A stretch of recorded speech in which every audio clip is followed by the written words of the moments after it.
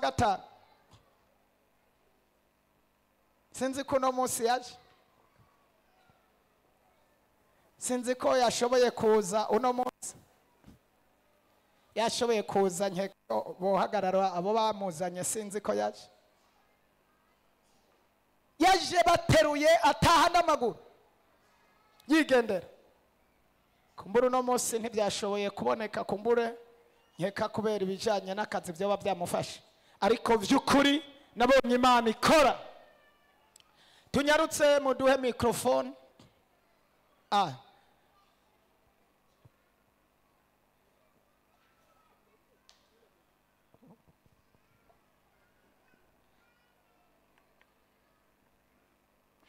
Haleluya. Amen.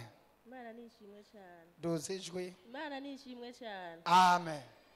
Jewe ndi mushasha ngaha noba ndahamaze nk'ukwezi kumwe. Ariko natumiwe ni radio. Narahuye n'ibibazo byinshi bitandukanye ariko nkashima Imana kubera je niryamiye kumbanyi y'uwo mwana barasengeye cyane.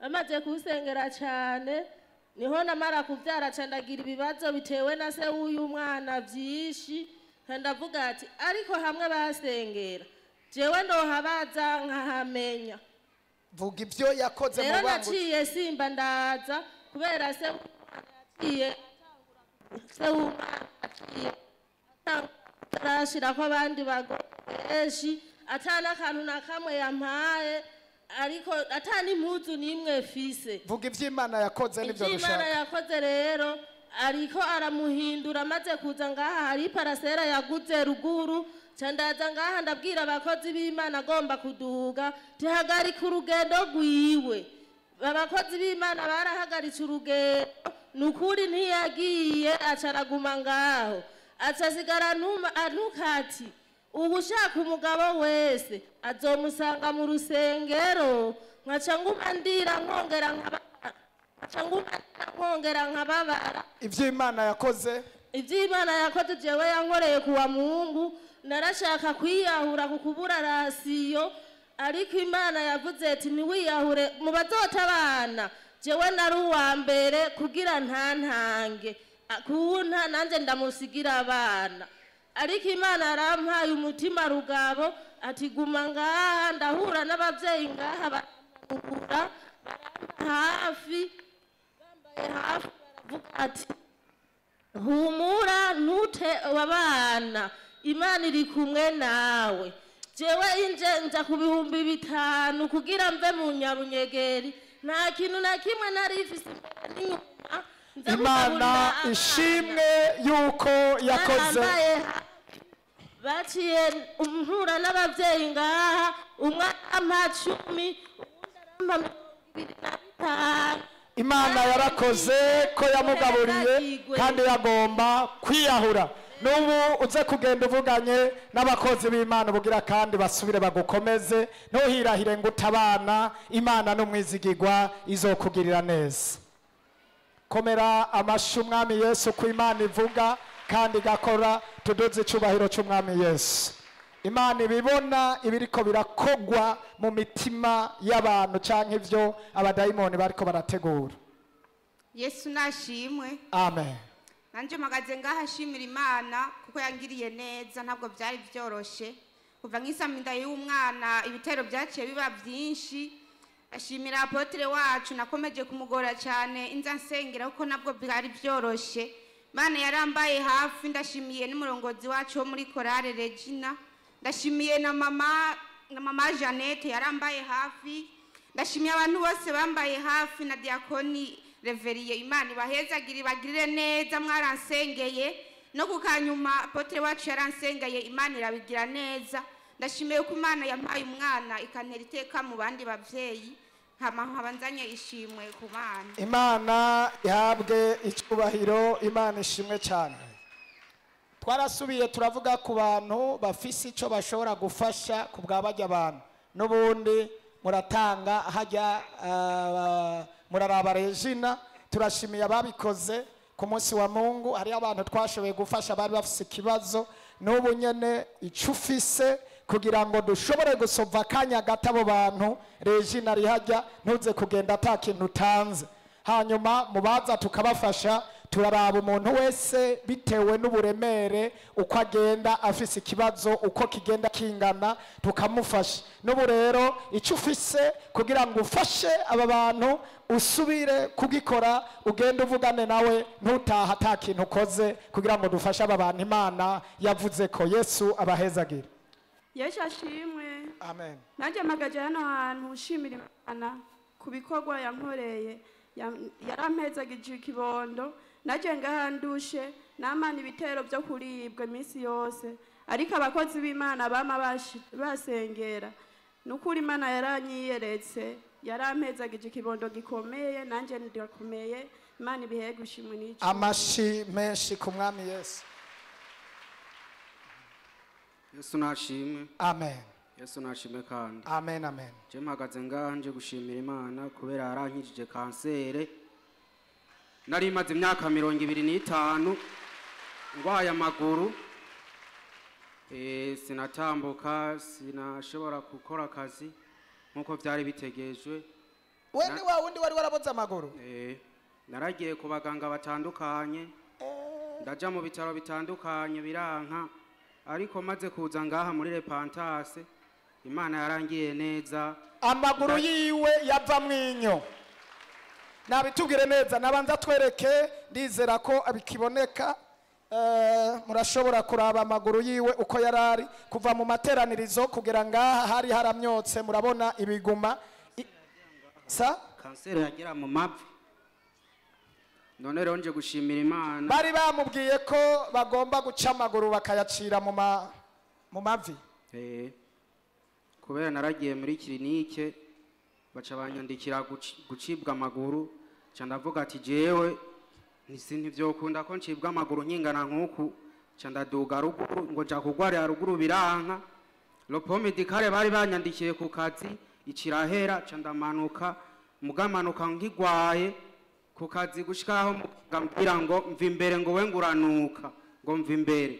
Ndavuga ati Mana none jewe nkore iki kugira nkire? Niho naca numva bariko bashinga intahe ku radio, canva ku kazi mbabaye cyane, numva ndushe, numva ndemerewe. Buke canza kwijabe. Ngiye kwijabe candatombora, cansanga haza kuba igikorane, haza kuba n'abazobatizwa batarinze kwiga inyigisho. Aca avuga ati umuntu wese azi yuko ari ngaha akeneye kubohoka, akeneye kubatizwa, naduza urutoki. Candabatizwa mu mazi menshi. Tugiye kubatizwa mungere wacu acatubwira ngo umuntu wese ngo ari ngaha ngo agwaye ingwara zidakira ngo niyizere ngo araza gukira. Nari mfise ipasi makuru y'amaguru, ariko ndavuga mu kwizera ati Mana je ndagusavye n'ukuri unkize amaguru. Candaja kubatizwa na vya ipasi mabiriko. Umunsi mva kubatizwa sinasuye gushira ku ipasi makuguru kwanje. Rero ndashimiye Imana kubona yarankijije, nukuri ni ibintu byo gushima.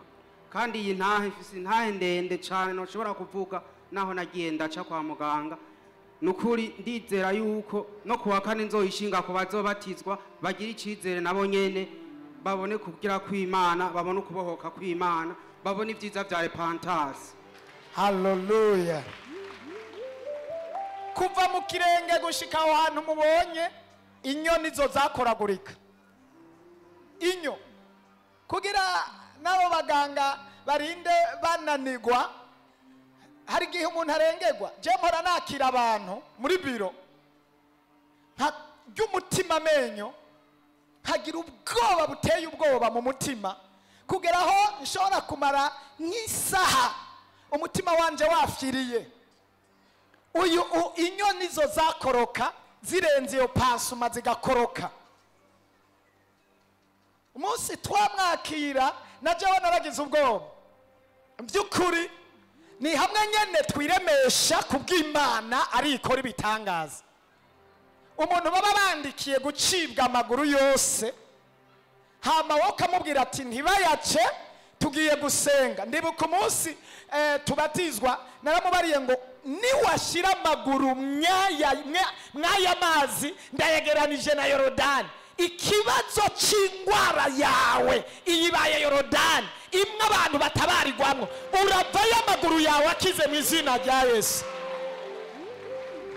Kandi urumva niko byagenze, yavuyeyo akize pansuma caraziti inyo warasubiye kubona inyo kuva umunsi ubatizwa? oya nta n'ikinini nashizeko no kwa muganga sinasubiye no aciye nyira mu kwizera ndasenga Imana. Ayo maguru yaramaze igihe kingana iki? Imyaka ingahe? Imyaka 25. Sa? Imyaka 25. Imyaka 25 inyo zikoroka. Urumva Imana yo muri repentance ibyiri kirakora. Aho niwo ikomera amashi umwami Yesu. Aho niwo tera haleluya. Yesu aguha umugisha. Imana iguhezagira cyane. None rero ndashimye kandi ikindi naco madamu nkigwa nyene nkize naramutelefone ndamubwira ati burya je nakize. Madamu acambwira ati ndakeneye kubona aho hantu wakiriye. None rero ndasavye yuko nzomuzana nawe agashinga intahe akavuga ivy'Imana yakoze kubera nawe nyene yari yagize ubwoba cyane. None rero ndashimiye Imana ya repentance. Umuntu wese ari ngaha azi yuko agwaye indwara zidakira nashire mu kwizera Imana izomukiza. Nibabazane ahubwo bose babazane, Imana igiye kubagira neza. Mutere haleluya.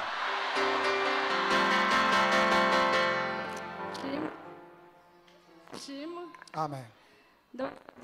Kubera amashimana musubira ndiya mwungere jewe nshimye Imana kubona mpagaze ngaha hantu kuri n'ukuntu bw'Imana nagiriwe umba ndi mu mpimba abamumpimba bamenyereye. Rero nshimye Imana rugira byose yo yantumbereje nkingira ujya mu muryango wa repentance muyikomera amashi. Amen. Jewe kwa Mungu nari nahezagewe n'ijambo nukuri sinziga nibagira. Pastor yavuze ati aba hejuru hasi aba hasi baraduze mu baduze narimwo. Amen. Iryo jambo ryavuzwe kubera jewe nukuri nasanze ari jewe ryatumbereye. Rero nshimiye Imana. Umunsi wa gatatu nari mfise kwitaba muri parike mu bintu ntazi, hanyuma Imana yo mu ijuru uwantaburije mu isi ndamutaburiza mu ijuru. Mbonye ya convocation ndayifukamako. Ndashimiye cyane abagenzi bo muri repentance mwarambaye hafi, umukuru w'abapapa muri korale nukuri ndabashimiye cyane mwambaye hafi. Imana ishimwe. Ndavyibuka ko naje ko wabije nkasenga kambwira yuko biboneka ko umenga ugomba ufungwe ariko nakubwiye ko udafungwa. None Imana ishimwe ko wagarutse. Dukomera amashi umwami Yesu. Haleluya. Yesu nashimye. Mumpera amashi n'umukozi Imana yaduhaye. Jewe shetani yarambujije ko no haguruka gushinga intahe dimanche byakunda. Ikintu nagomba gushimira Imana mu masengesho y'imisi 3 yabaye. Naraje kubera bari bavuze ko amasengesho tuzoyarangiza ari kuwa gatanu. Nari nagiye muri ville rero ndabura bisi nkeneye ntimuze muravuga ibintu mwazungurutsemwo. Nkeneye muvuga ivy'Imana yakoze ko dufise umwanya muto. Nimwazunguruka mu cyahijya no hino cyandengana. Nkeneye uvuga iki Imana yakoze byihuse. Iki Imana yakoze nari ngwaye ibintu byari mu muhogo. Abakozi b'Imana ndababwira baransengera birakira. Ikindi shima Imana mwijoro ajya masengesho narose mbona ibintu by'ibikere bininiya, ibikere bibiri. Ncambona n'uwundi muntu. Ivyo bintu by'indoto tuzobivuga ubundi mwanya. Ubu turavuga ivy'Imana yakoze bifadika bidafatiye mu ndoto. Yesu nashimwe. Je narenze gushimira Imana. Naragwaje umwana ndaja mu bitaro, hanyuma ndava mu bitaro mvuyeyo biguma bibandanya byanka. Nje ndamuzana ari kuwa kabiri ngaha anyi kuri eglise tubonana naho n'umwungere wacu aramusengera. None narinze gushimira Imana ko umwana yakize. Mumpera amashimana yacu. Ikindi cya kabiri uwo munsi wa kabiri nyene soce mvuye mu biro nace ndonka telefone y'umugisha ni ukuri ubu tuvugana imana yarangiriye neza yarantoboreye akariba ntari ifise ibihumbi 10 mu mufuko ariko ubu imana yangiriye neza naciye ndonka miliyoni 2,500 mukomere imana amen. Imana iguhe umugisha mwinshi cyane, imana iguhezage. Yesu ashimwe. Amen. Jewe nanje mbagaze ngaha shaka kumaramaza satani mu bintu yankoreye. Mu misi heze naragwaye, hanyuma tuzana na madamu wanje tuje gutanga ikigira 10. Muri ico gihe ndamwereka mwungere ukuntu ngwaye, araraba ukuntu ngwaye ku mubiri, hanyuma arambwira ati wewe bazogusengera imisi 3 ikurikirana udasivye. Byabaye gutyo, baransengera, hanyuma ubu narakize, ubu meze neza. Ico ni cyambere. Ikigira kabiri, jewe nshaka gushingira intahe, turafise inshuti ikinshasa, ku munsi wa kane twaronse message yuko honorable n'umufasha wiwe babinjiriye mu nzu arme baca barabatwara barabanyuruza. Hanyuma ibyo bica birakwira muri famiye, birashika nini iwacu. Hanyuma je ndafata uwo mutwaro ndaurungikira kuri WhatsApp mwungere, hanyuma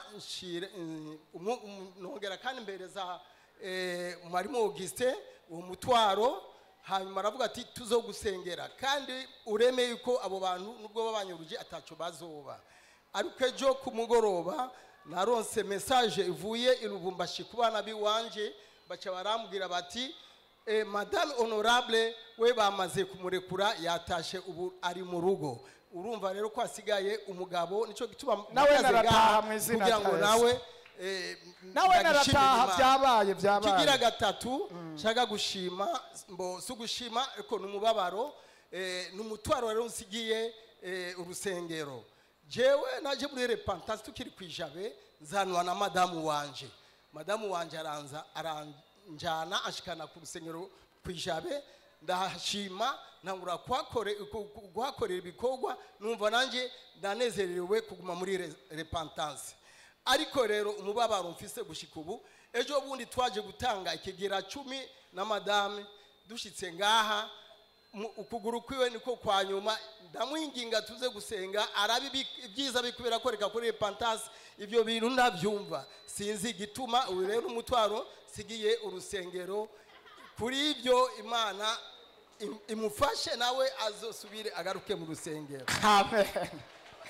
Numutwaro mwiza cyane. Uyu munsi ndamuhamagara tuzobonana mwiyindwi. Ndamuhamagara mwiyindwi kuwa Mungu azoza gusenga. Ndamuhamagara rindira.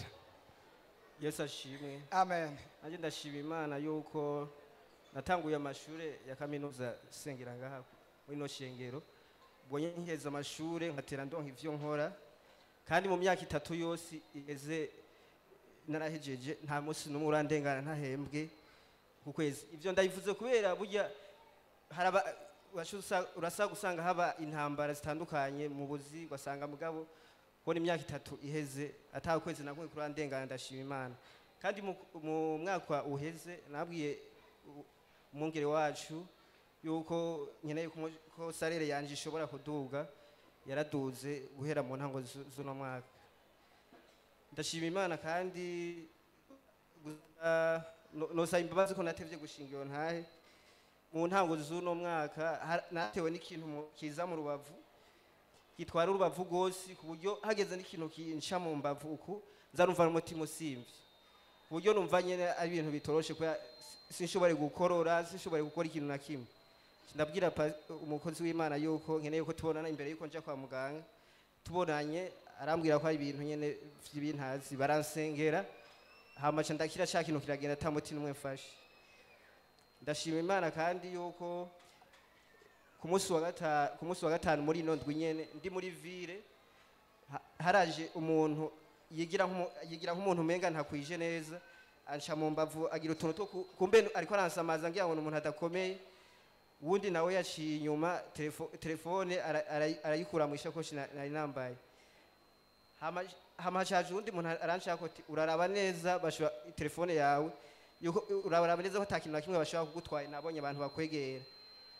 shitse imbere gato ndavye ibintu vy'agaciro nari mfise mbona ndabifise telefone sinayibuka shitse imbere gatoya sinzi ukuntu niyumviye yuko norabana telefone sanga yagiye hama shitse imbere ca ndabwira uwo turi kumwe tuburya rero je telefone barayitwaye ca turiyumvira ati dufati inzira kanaka ajya muri ville turiko turagenda haciye akanya gatoya dusanga aho ya telefone bariko barayiharirirako babasuma hama n'abantu baca barabafata babonye ko ari abasuma bariko baraharira kuri telefone kugira bayigurishe hama telefone yanje baca barayimpa n'abapolisi baca bayintorera bari ngaho hafi.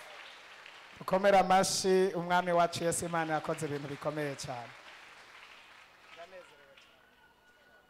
yarakugaruriye telefone. Yesu ashimwe. Amen.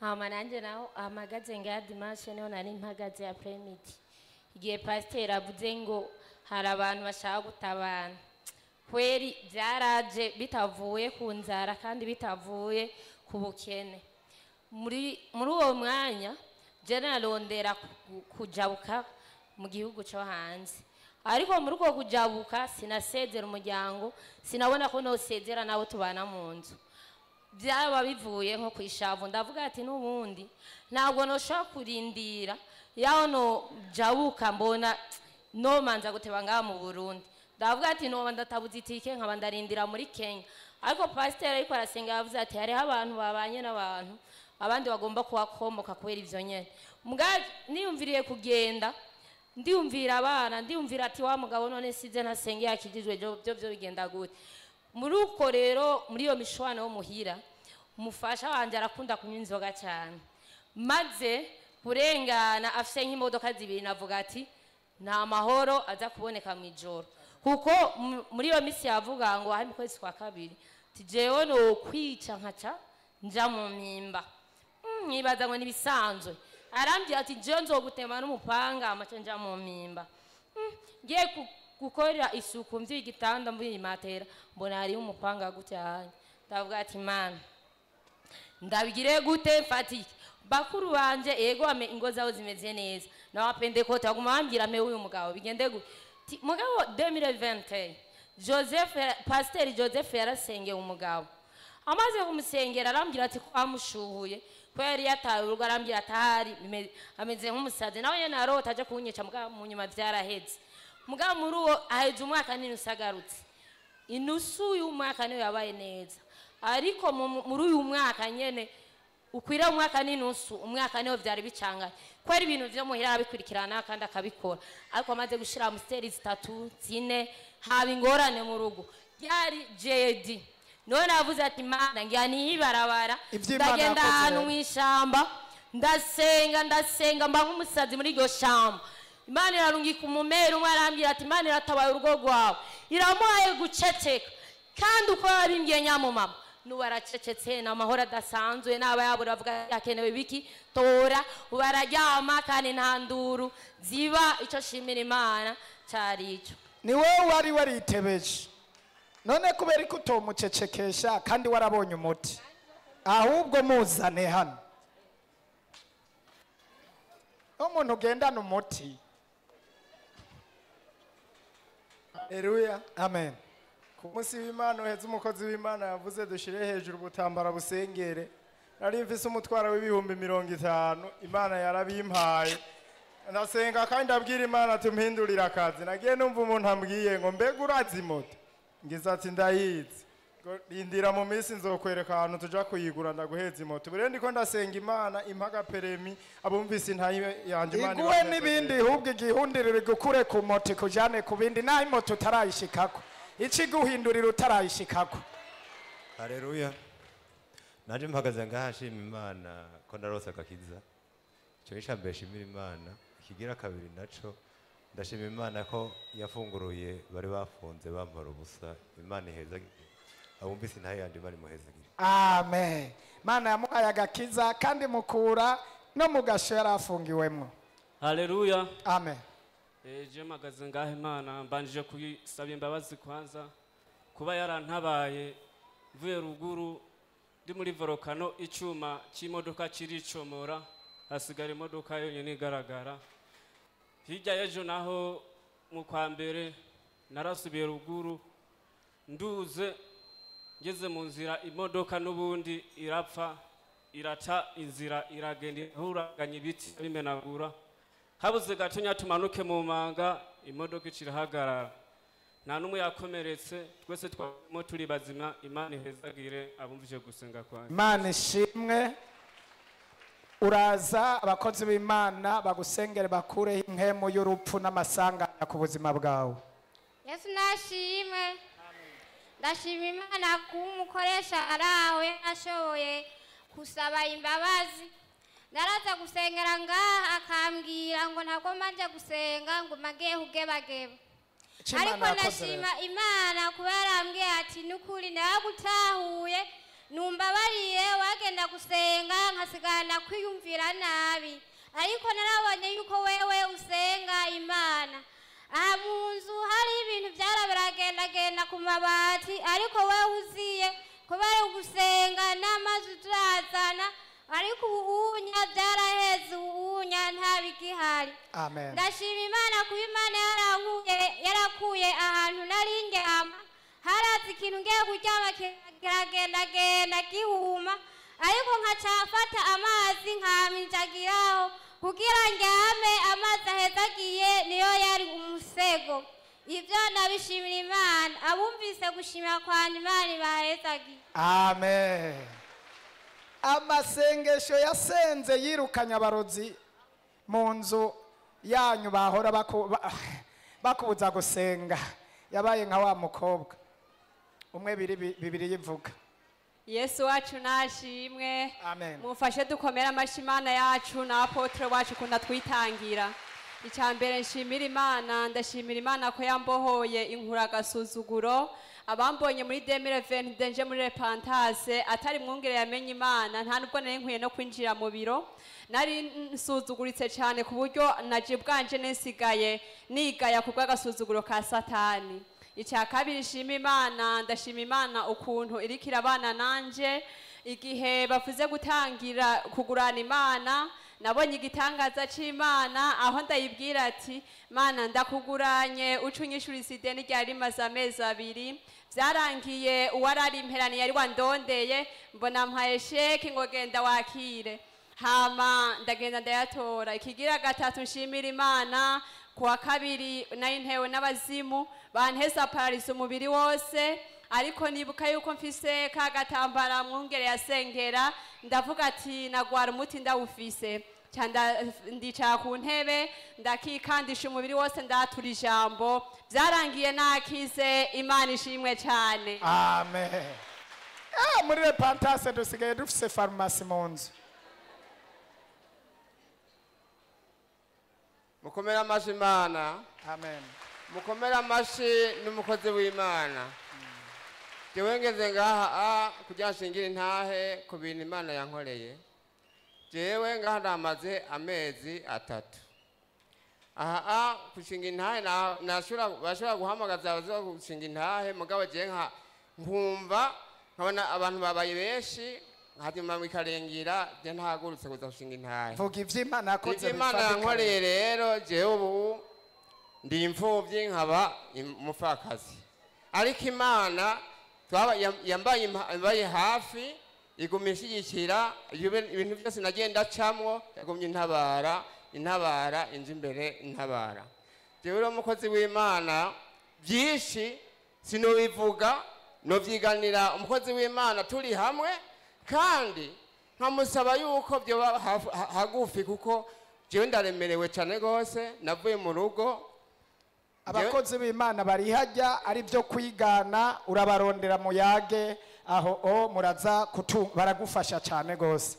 Imana ishimwe komera amashi imana mwongere mukomera amashi umwungere wacu. Igitangaza jewe cabaye kuri jewe kitangaje cyane hanini ni ingwara y'iryinyo. Iryinyo nagiye kwa muganga riravunika hasigara igipande ariko nagumye ndemvye ngwaye ariko nje ngaha umwungere adusenge yakoresheje ka gatambara naragasize ngaha hanye nakwitama irya ryinyo ryaciye rikira ubu umeze neza cyane naho igipande cyasigaye cyaraserutse gihagaze nk'iryinyo rimeze neza cyane mushimire imana mukomere amashyi imana yarakoze amen haleluya imana yahanira kiza n'amen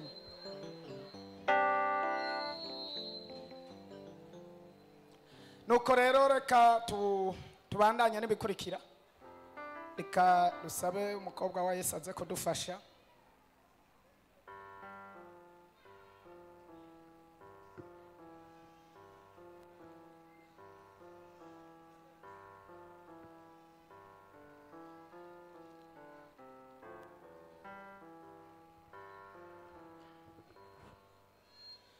dukomera amashi umwami wacu Yesu ngomba nsubire nawe nsengane nawe gato ariko ngomba mfasabe abashitsi